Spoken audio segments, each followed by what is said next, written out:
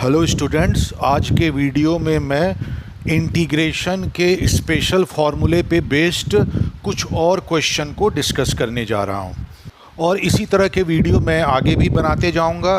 तो जो स्टूडेंट पहली बार मेरा वीडियो देख रहे हैं वो मेरे चैनल को सब्सक्राइब कर लें ताकि आगे जो भी वीडियो बनाऊँ उसकी इन्फॉर्मेशन उनको मिल जाए।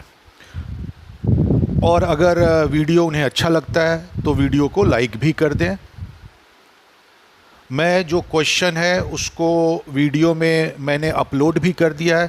पहले वीडियो पॉज करके उस क्वेश्चन को खुद सॉल्व करने की ट्राई करो और अगर कोई प्रॉब्लम आती है तो उसका सॉल्यूशन मैंने वीडियो में बताया है, वो देख सकते हो। तो जो सबसे पहला क्वेश्चन है आज का, जो कि क्वेश्चन पेपर में सेकंड नंबर पे है,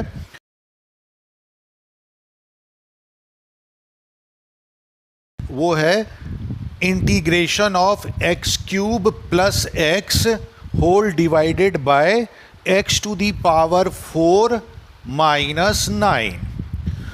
ये क्वेश्चन जो है स्कूल वगैरह के एग्ज़ाम में काफ़ी पूछा जाता है। इस क्वेश्चन को सॉल्व करने का क्या तरीका है, तो उसका बेसिक आइडिया हम देखते हैं कि इसका सॉल्यूशन कैसे पॉसिबल है।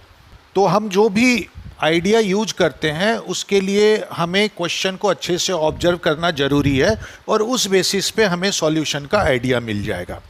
तो जैसे अगर इस क्वेश्चन में हम देखें, डिनोमिनेटर में वेरिएबल की power x to the power 4 है और x टू दी पावर 4 का जो डिफरेंशिएशन है वो 4x क्यूब होता है, मतलब उसके डिफरेंशिएशन में x क्यूब आता है एज ए फैक्टर। तो गिवन फंक्शन को मैं न्यूमरेटर के हिसाब से दो टर्म में सेपरेट कर लूं तो मेरा पहला टर्म आएगा x cube upon x 4 minus 9 और डिनोमिनेटर में x की पावर 4 है जिसका डिफरेंशिएशन 4x क्यूब होता है। That means x cube differentiation का एक फैक्टर है और न्यूमरेटर में x क्यूब प्रेजेंट है, तो मतलब इसे सब्स्टिट्यूशन मेथड से हम सॉल्व कर सकते हैं। लेकिन इसके बाद हमें दूसरा टर्म भी हमारे पास बचा रहेगा, वो होगा x upon x to the power 4 minus 9। क्या उसका सॉल्यूशन पॉसिबल है? तो हम देखते हैं कि इस प्रोसेस में क्या होगा। अगर x जो आ रहा है तो x वेरिएबल किसके डिफरेंशिएशन में आता है, तो x वेरिएबल x स्क्वायर के डिफरेंशिएशन में आता है और जो डिनोमिनेटर में है वो x की पावर 4 है, मैं उसको x स्क्वायर का होल स्क्वायर लिख सकता हूँ। तो इसलिए मैं अगर एक्स स्क्वायर को उस केस में टी लूंगा तो उसका डिफरेंशिएशन 2x होगा। इसका मतलब हुआ डिफरेंशिएशन में वेरिएबल पार्ट x प्रेजेंट है और वो x न्यूमरेटर में भी प्रेजेंट है। इसका मतलब हुआ वो भी सब्स्टिट्यूशन मेथड से फर्दर सिंप्लीफाई हो सकता है और डिनोमिनेटर में एक्स स्क्वायर को टी लिखूंगा तो डिनोमिनेटर एक्स स्क्वायर का होल स्क्वायर था तो वो टी स्क्वायर हो जाएगा। तो इसका मतलब वो हमारा सॉल्यूशन का फॉर्म में आ जाएगा। तो सिंपल सा इससे बेसिक आइडिया क्या लगा, क्योंकि न्यूमरेटर में दो टर्म है तो फंक्शन को दो टर्म में सेपरेट किया जा सकता है। फंक्शन को दो टर्म में सेपरेट कर दो तो उसके बाद ये सब्स्टिट्यूशन मेथड से सॉल्व हो रहा है। तो देखते हैं वो कैसे हो जाएगा। तो मैंने इसको दो टर्म में सेपरेट कर लिया। पहला टर्म हो गया x cube upon x to the power 4 minus 9 का इंटीग्रेशन, प्लस दूसरा टर्म हो गया x upon x to the power 4 minus 9 का इंटीग्रेशन। पहले टर्म को मैं I1 लिखता हूं, इंटीग्रेशन का जो दूसरा टर्म है इसमें उसको मैं I2 लिखता हूं। दोनों को अलग अलग सॉल्व कर लेते हैं और जो ओरिजिनल इंटीग्रेशन मुझे चाहिए था उसे मैं I एज्यूम कर लेता हूं तो रिप्रेजेंटेशन आसान होगा। तो I इक्वल टू इन दोनों का इंटीग्रेशन आ गया, मतलब I equal to I1 plus I2 है। नाउ अब मैं I1 को पहले सॉल्व करता हूं तो I1 है मेरा x cube upon x to the power 4 minus 9 dx। और जैसे स्टार्टिंग में हमने डिस्कस किया था कि एक्स टू दी पावर 4 का डिफरेंशिएशन 4x क्यूब होता है, एक्स टू दी पावर 4 का डिफरेंशिएशन 4x क्यूब होता है, मतलब x क्यूब उसमें एज ए फैक्टर प्रेजेंट है और न्यूमरेटर में भी x क्यूब है। तो ये सब्स्टिट्यूशन मेथड से सॉल्व हो जाएगा। क्योंकि कांस्टेंट का जो डिफरेंशिएशन 0 होता है तो पूरी डिनोमिनेटर को हम t ले लेते हैं।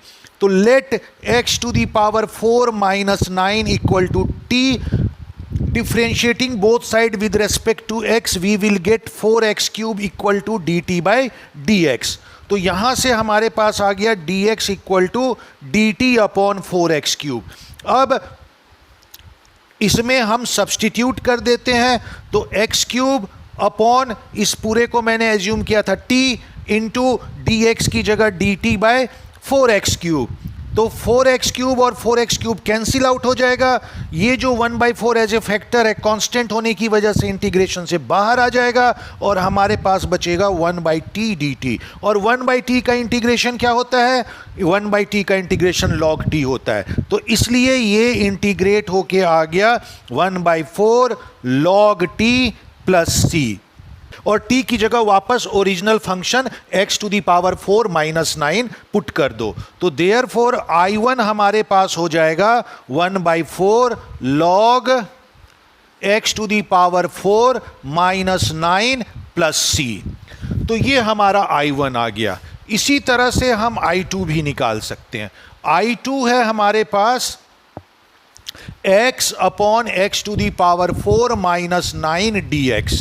अच्छा, अब जैसे स्टार्टिंग में डिस्कस किया था, न्यूमरेटर में x है और x किसके डिफरेंशिएशन में आता है? तो x स्क्वायर के डिफरेंशिएशन में 2x आता है. That means x as a factor उसमें प्रेजेंट है. और डिनोमिनेटर में जो है हमारे पास variable x to the power 4 है, तो उसको मैं x स्क्वायर का होल स्क्वायर लिख सकता हूं. तो इस तरह से ये भी सब्सटीट्यूट हो जाएगा. तो इसको मैं इस फॉर्म में लिख देता हूं, x अपॉन एक्स स्क्वायर का होल स्क्वायर माइनस 9 dx. फिर x स्क्वायर को मैं t ले लेता हूं और सब्सटीट्यूशन मेथड यूज करता हूं. Let x square equal to t, तो 2x equal to d t by d x. इसका मतलब हो गया dx जो है हमारा वो हो जाएगा dt बाई 2x. यहां पे ध्यान देने वाली बात है, हमने x स्क्वायर को t लिया है, इसलिए ये 9 रह जाएगा. हम 9 को इंक्लूड नहीं कर सकते हैं. जैसे यहां हमने 9 को इंक्लूड कर दिया तो कांस्टेंट का डिफरेंशिएशन 0 हो जाता है.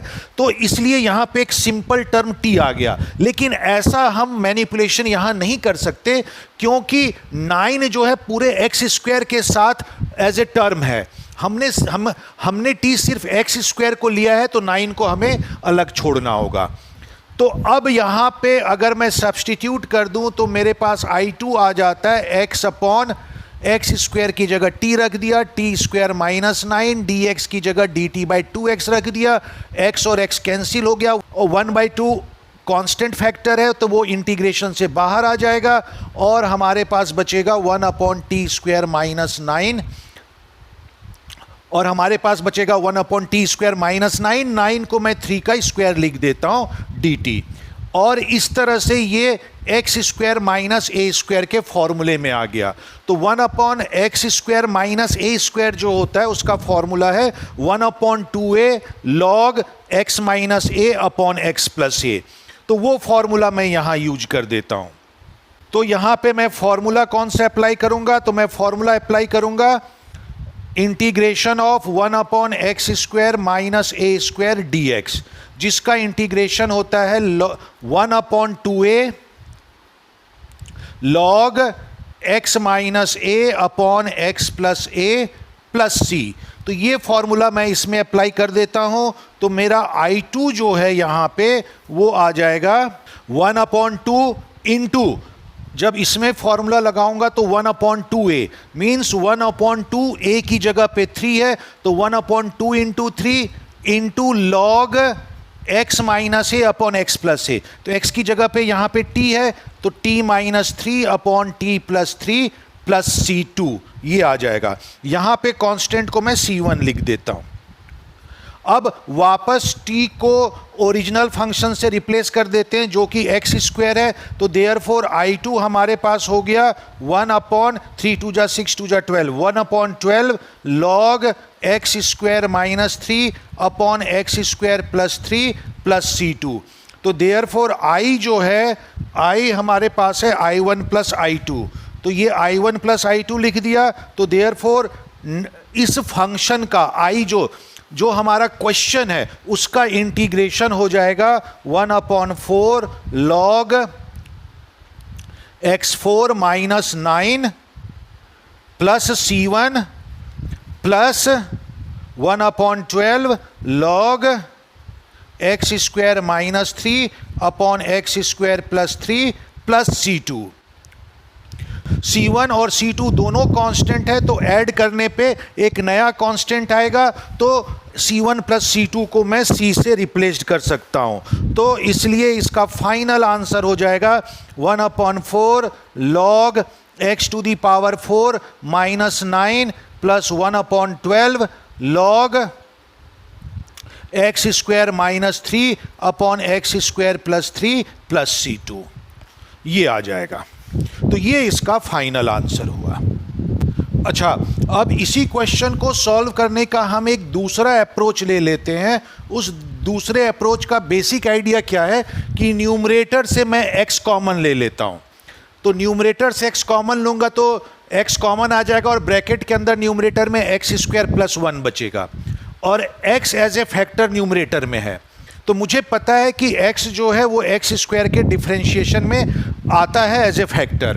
तो डिनोमिनेटर में जो x टू दी पावर 4 है उसको मैं एक्स स्क्वायर का होल स्क्वायर लिख दूं और एक्स स्क्वायर को t ले लूं, तो उसका डिफरेंशिएशन का जो वेरिएबल पार्ट है वो न्यूमरेटर में प्रेजेंट है और वो सब्स्टिट्यूशन से सॉल्व हो जाएगा। तो ये भी दूसरा अप्रोच हम ले सकते हैं, लेकिन बाद में प्रोसेस जो हमने पहला अप्रोच लिया था उसी तरह से है, कुछ डिफरेंस ज़्यादा नहीं होगा। इसको भी करके मैं बता देता हूं, बट डिफरेंस कुछ ज़्यादा नहीं है।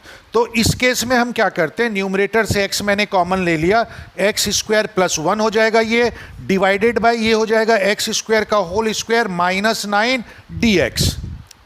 अब हम क्या करते हैं, लेट एक्स स्क्वायर को हमने t ले लिया, तो ये हो जाएगा 2x dx is equal to dt। That means dx is equal to dt by 2x। तो dt बाई 2x आ जाएगा। अब इसको मैं सब्स्टिट्यूट कर देता हूं ऊपर, तो एक्स स्क्वायर की जगह t लिख दिया मैंने, तो t plus 1 divided by T square minus 9 और dx की जगह dt बाई 2x हम लिख देते हैं। तो देखो x और x कट गया, 1/2 कांस्टेंट फैक्टर है, वो इंटीग्रेशन से बाहर आ जाएगा और हमारे पास बचेगा 1/2 t plus 1 divided by T square minus 9 dt। तो ये हमारे पास टर्म बचा। इसके बाद सेम वही अप्रोच होगा जो हमने प्रीवियस केस में किया था कि टर्म को सेपरेट कर लो।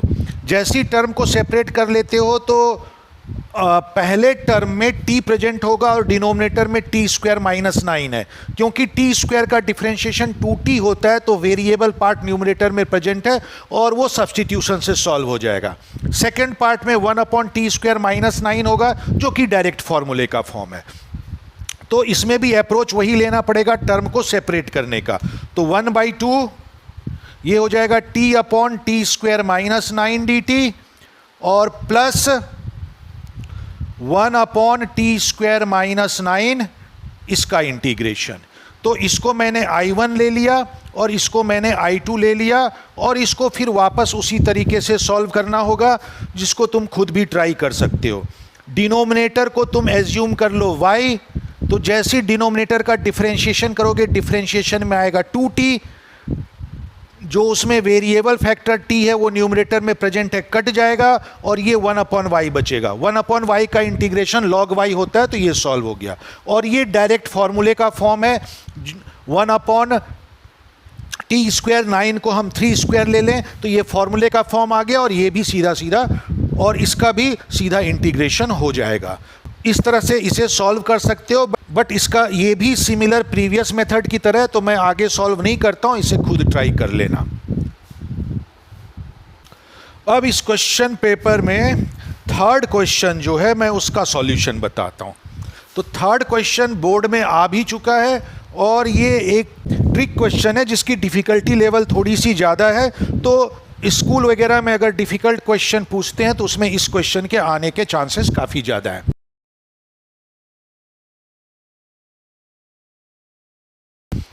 तो थर्ड क्वेश्चन है हमारा इंटीग्रेशन ऑफ होल रूट के अंदर x/a³ माइनस x³ dx। ये हमारा क्वेश्चन है। अंडर रूट के अंदर x/a³ minus x cube denominator में है और इसका इंटीग्रेशन करना है। अब इसका इंटीग्रेशन कैसे करें, इसमें अप्रोच क्या है? अब इसमें एक अप्रोच तो ये होता है कि जब भी स्क्वायर रूट वाले क्वेश्चन होते हैं तो हमारी कोशिश होती है न्यूमरेटर से स्क्वायर रूट खत्म हो जाए। तो एक तो वो प्रोसेस भी हम सोच सकते हैं कि रूट के अंदर x से न्यूमरेटर डिनोमिनेटर में मल्टीप्लाई कर दिया तो न्यूमरेटर में x स्क्वायर हो जाएगा तो रूट खत्म हो जाएगा, लेकिन उससे कोई प्रॉपर सॉल्यूशन नहीं होगा, तो वो अप्रोच जो है यहाँ पे हम छोड़ देते हैं। इसमें दूसरा अप्रोच जो है वो ऑब्जर्वेशन पे बेस्ड है। वो ऑब्जर्वेशन इस बात पे है, तो वो इस बात पे बेस्ड है कि अगर प्रॉपर ऑर्डर में लिखूं तो न्यूमरेटर में रूट एक्स प्रेजेंट है और डिनोमिनेटर में जो है रूट के अंदर ए क्यूब माइनस एक्स क्यूब है। तो न्यूमरेटर में रूट एक्स प्रेजेंट है, तो न्यूमरेटर में जो है हम ये सोचते हैं कि न्यूमरेटर में जो फंक्शन प्रेजेंट है वो किसका डिफरेंशिएशन है, और अगर वो डिफरेंशिएशन डिनोमिनेटर में एग्जिस्ट करता है तो हम उसे सॉल्व कर सकते हैं सब्स्टिट्यूशन मेथड से। तो जैसे न्यूमरेटर में आ रहा है रूट एक्स, तो न्यूमरेटर में रूट एक्स आ रहा है, तो रूट एक्स जो है वो किसका डिफरेंशिएशन में आएगा? तो रूट एक्स जो है clearly x to the power 3/2 के डिफरेंशिएशन में आएगा। तो अगर मैं आउटलाइन ले लूं और मैं एक्स टू दी पावर 3/2 को डिफरेंशिएट करूं, डैश लगाया, डैश मतलब डिफरेंशिएशन, तो डिफरेंशिएशन हो जाएगा 3/2 एक्स टू दी पावर 1/2 मतलब रूट एक्स, 3/2 रूट एक्स। तो x टू दी पावर 3/2 का जब डिफरेंशिएशन करेंगे तो उसमें एक variable factor root x present होगा, रूट एक्स यहां न्यूमरेटर में है। अच्छा, और डिनोमिनेटर में एक्स क्यूब है, तो एक्स क्यूब को x टू दी पावर 3/2 का होल स्क्वायर लिखा जा सकता है। तो इस तरह से सब्स्टिट्यूशन से मेरा प्रॉब्लम सॉल्व हो गया। तो ये यहां पे थोड़ा सा मैनिपुलेटिव अप्रोच लेना था और उसके बाद ये सॉल्व हो गया। तो मैं जो कह रहा हूं उसका मतलब क्या हुआ कि यहां पे मैं क्या करता हूं, न्यूमरेटर को रूट एक्स लिखता हूं, डिनोमिनेटर को अलग से रूट में ले लेता हूं, तो ये ए क्यूब माइनस एक्स क्यूब हो जाएगा, और एक्स क्यूब को मैं एक्स टू दी पावर 3/2 का होल स्क्वायर लिख सकता हूं, और ये मेरा प्रॉब्लम सॉल्व हो गया। बिल्कुल सिंपल हो गया। कैसे? अगर मैं एक्स टू दी पावर 3 को टी ले लूं तो उसका डिफरेंशिएशन न्यूमरेटर में प्रेजेंट है रूट एक्स, वो कैंसिल आउट हो जाएगा, और डिनोमिनेटर में मेरे पास आएगा ए क्यूब माइनस टी स्क्वायर, क्योंकि ए क्यूब तो कांस्टेंट है तो उसको स्क्वायर के टर्म में लिखा जा सकता है, और वेरिएबल पार्ट टी स्क्वायर हो जाएगा, तो इसमें सीधा सीधा फॉर्मूला लग जाएगा स्पेशल फॉर्म वाला, और ये बिल्कुल सॉल्व हो गया। फिर यहां पे वही प्रोसेस में क्या करता हूं, let x to the power 3/2 को मैं टी एज्यूम करता हूं, differentiating both side with respect to x, 3/2 root x equal to d t by x हो जाएगा, तो 3/2 root x equal to d t by d x हो जाएगा। तो डी एक्स आ गया हमारे पास, अगर इसको सॉल्व करूं तो 2dt/3 रूट एक्स, और मैं इसमें क्वेश्चन को मैं आई एज्यूम कर लेता हूं तो रिप्रेजेंटेशन आसान होगा। तो देयरफॉर आई इक्वल टू आ जाएगा सब्स्टिट्यूट करने के बाद root x upon under root के अंदर, क्योंकि फॉर्मूले में जो भी स्पेशल फॉर्म है उसमें कांस्टेंट का भी स्क्वायर होना चाहिए, तो इसको मैं a टू दी पावर 3/2 का होल स्क्वायर लिख देता हूं, तो एक तरह से कांस्टेंट का स्क्वायर हो गया, minus x to the power 3/2 को t रखा है तो ये हो जाएगा t का स्क्वायर, इंटू dx की जगह आ जाएगा 2t/3 रूट एक्स, तो रूट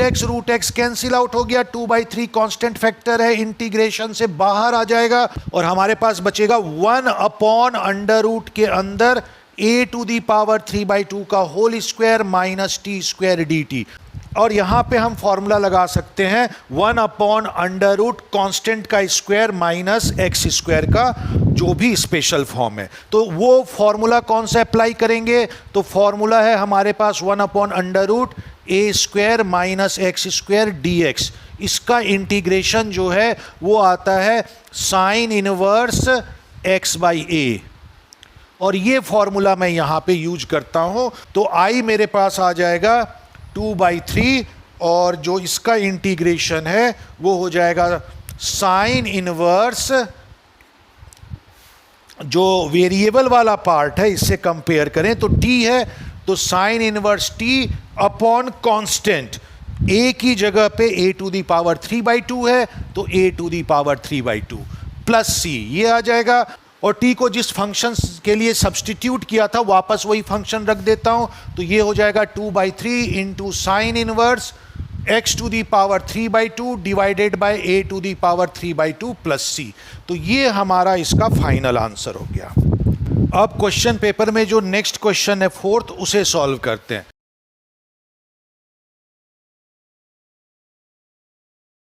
तो फोर्थ है integration of x to the power 1/2 divided by 1 plus x to the power 3/4 dx, ये है। अब अगेन न्यूमरेटर में x टू दी पावर 1/2 मतलब रूट एक्स प्रेजेंट है। इसको कैसे सॉल्व करें? तो जैसे पिछले क्वेश्चन में हम देख चुके हैं कि root x to the power 3/2 का डिफरेंशिएशन में आता है। वेरिएबल फैक्ट रूट एक्स जो है x to the power 3/t के डिफरेंशिएशन में as a variable factor present होता है, तो वो हमारा सब्स्टिट्यूशन मेथड से सॉल्व हो जाएगा। तो उसमें हम सब्स्टिट्यूशन मेथड यूज कर सकते हैं। लेकिन यहां प्रॉब्लम है, डिनोमिनेटर में देखो x टू दी पावर 3/2 नहीं है, but x to the power 3/4 को x टू दी पावर 3/2 के टर्म्स में लिखा जा सकता है। x टू दी पावर 3/4 को मैं x टू दी पावर 3/2 के टर्म्स में लिख सकता हूं कि x टू दी पावर 3/4 होगा x to the power 3/2 whole to the power 1/2। That means basically ये x टू दी पावर 3/2 का अंडर रूट आ जाएगा। तो x टू दी पावर 3/4 को मैं under root x to the power 3/2 लिख सकता हूं, और x टू दी पावर 3/2 का डिफरेंशिएशन करूंगा तो उसमें root x as a variable factor present रहेगा, जो यहां पे मेरे पास न्यूमरेटर में है, इसलिए वो कैंसिल आउट हो सकता है। तो सब्स्टिट्यूशन मेथड से वो सॉल्व हो सकता है। ये हमने अप्रोच ले लिया। अब प्रॉब्लम ये है कि x टू दी पावर 3/2 को अगर मैं सब्स्टिट्यूट करूं t से, तो मेरे पास रूट t आएगा। रूट t आने पे सॉल्यूशन सिंपल नहीं रहेगा, और भी फर्दर हमें उसे सॉल्व करना पड़ेगा। तो रूट ना आए तो इसके लिए मैं क्या करूंगा, पूरे root x to the power 3/2 को मैं t लूंगा।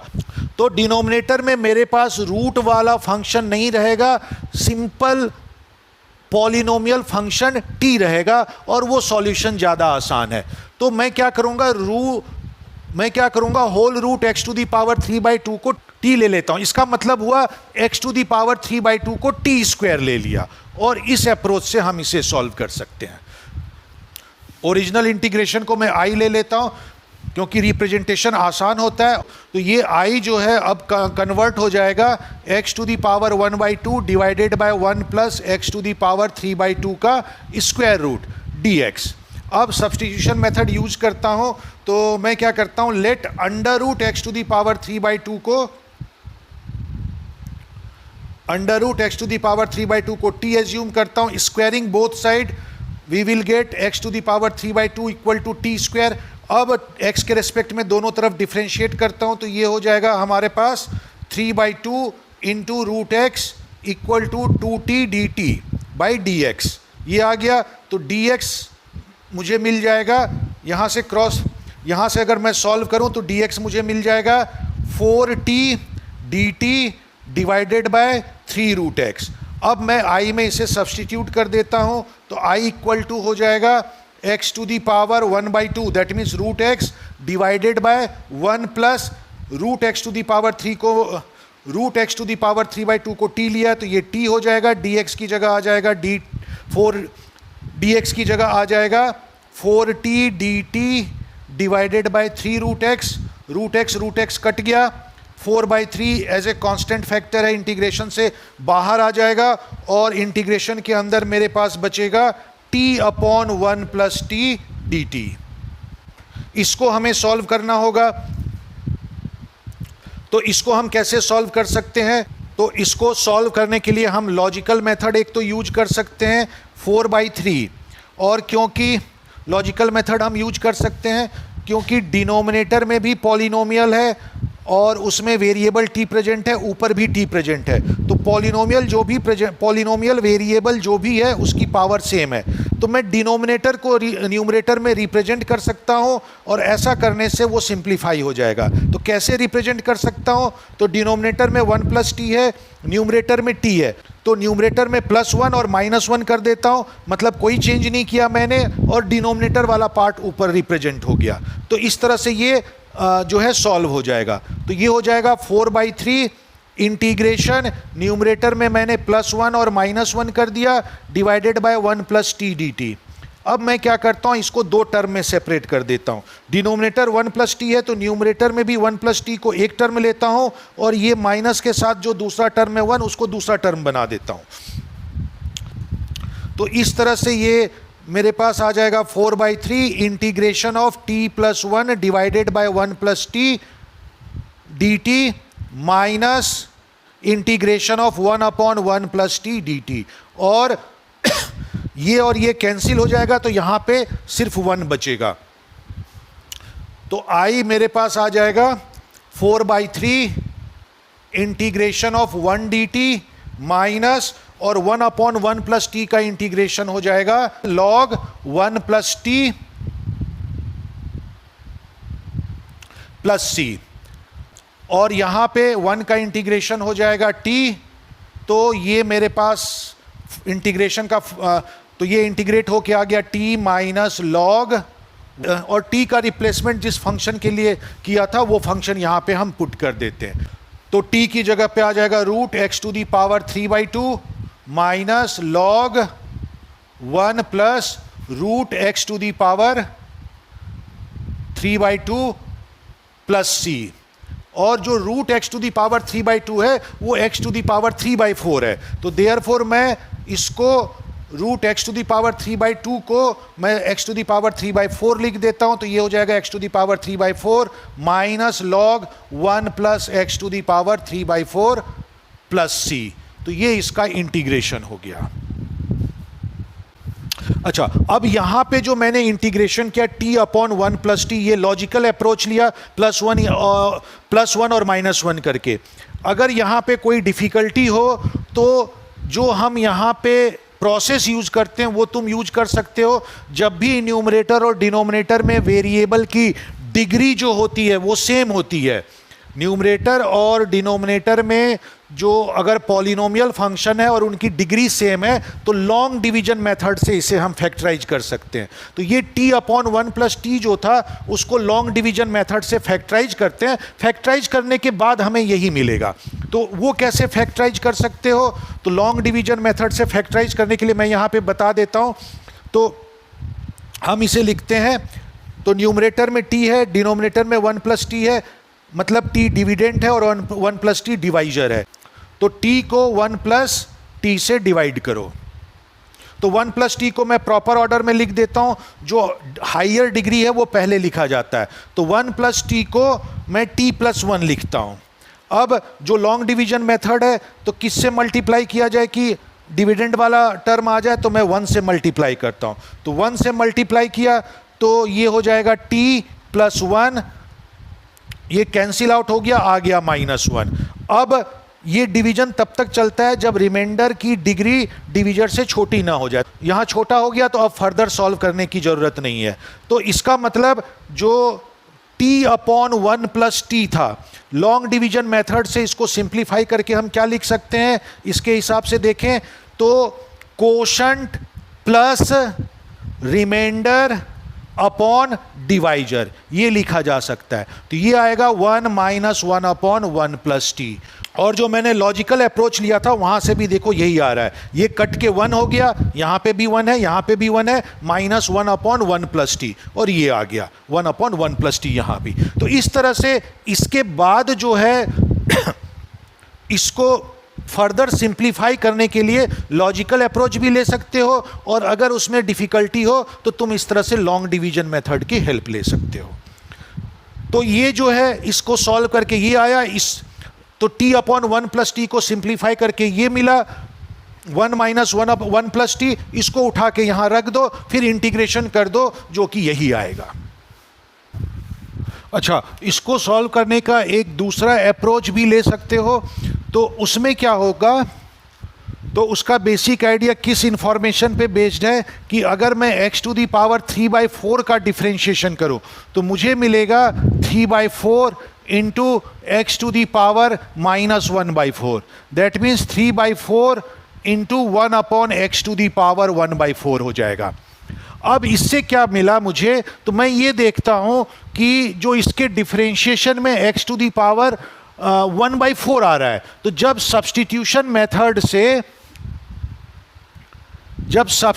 मेथड से मैं रिप्लेस करूंगा तो ये x to the power 4 numerator में चला जाएगा, और न्यूमरेटर में पहले से x टू द पावर 1/2 है, तो वो जब x टू द पावर 1/4 से मल्टीप्लाई होगा तो वो x टू द पावर 3/4 बन जाएगा।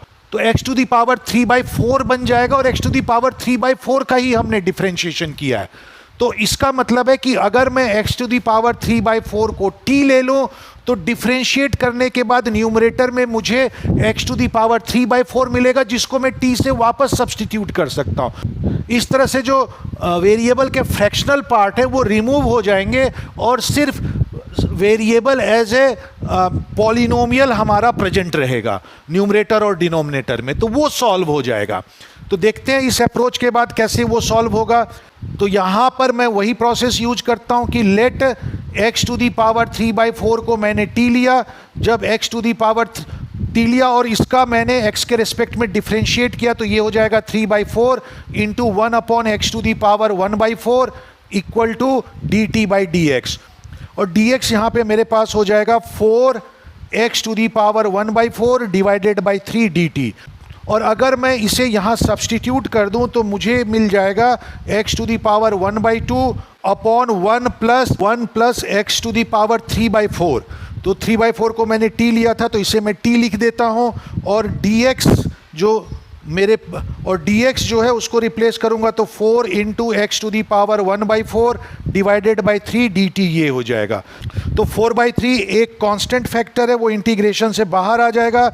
इंटीग्रेशन के अंदर x टू दी पावर 1/2 और x टू दी पावर 1/4 ये मिलके x टू दी पावर 3/4 हो जाएंगे, डिवाइडेड बाय 1 प्लस t, और ये मेरे पास dt बचेगा। और x टू दी पावर 3/4 को ही मैंने t लिया था, तो ये हो जाएगा 4/3 t upon 1 plus t dt।